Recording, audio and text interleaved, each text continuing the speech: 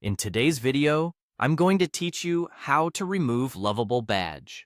If you're aiming for a cleaner, more professional look on your project, turning off the default badge is a quick win.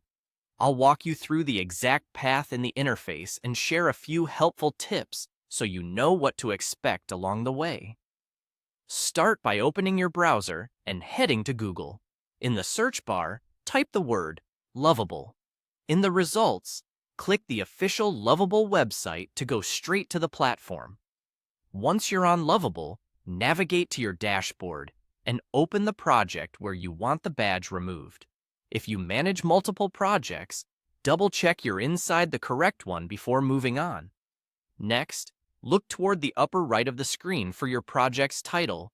That area opens the main controls related to your project. Click it to access the menu and choose Settings.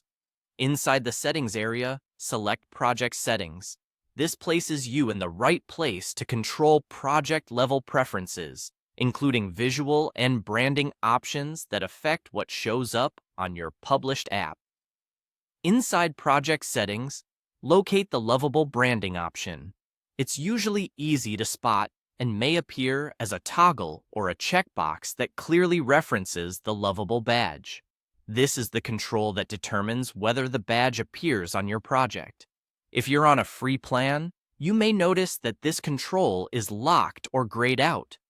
That's expected behavior. The ability to turn off the badge is commonly tied to paid plans, so the interface may prompt you to upgrade before you can change it.